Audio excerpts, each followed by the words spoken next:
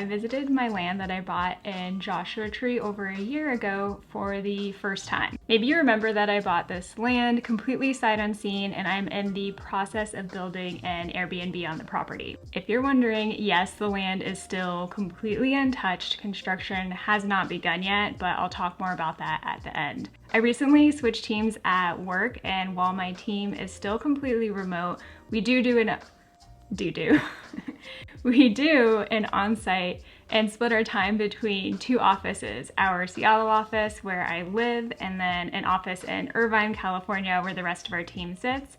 And I got pretty excited because Irvine is only a few hours from Joshua Tree, and this gave me the perfect opportunity to go visit the land in person. So when our first team on-site happened in Irvine, I rented a car and decided to stay for the weekend and drove out to Joshua Tree to check out the land in person.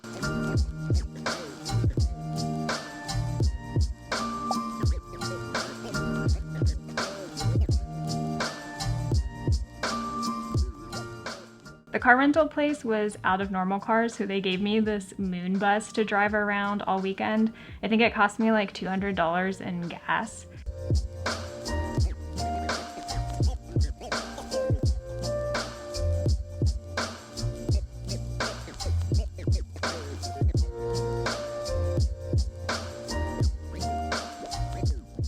In the morning, I got a quick gym session. I love that no one uses this gym and I get it to myself.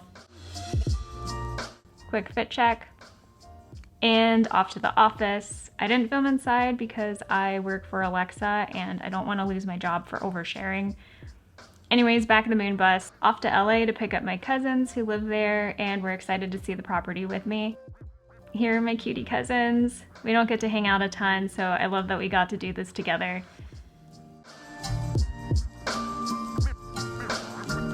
The drive to Joshua Tree is breathtaking. Here are some windmills. Do windmills creep anyone else out? I mean, don't get me wrong, I'm all for them. I'm very pro-environment, but they feel like something out of a sci-fi movie before aliens invade. Just me? All right.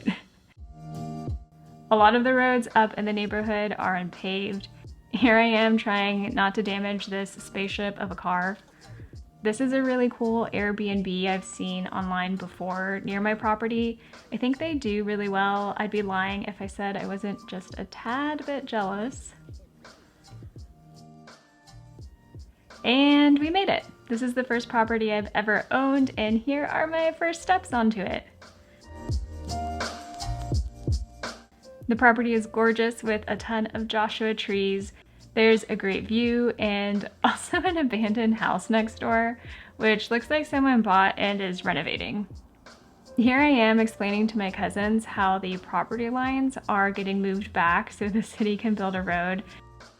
They're taking like half of the property, and I've yet to see a timeline on when the road will be built. It's annoying, but there's nothing I can do, so I try not to dwell on it.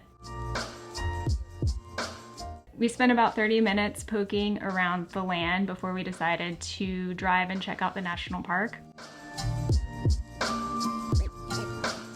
I don't have to tell you that Joshua Tree is amazing, and if you're in the area, it's totally worth a visit. I mean, look at this. It looks like you're on another planet.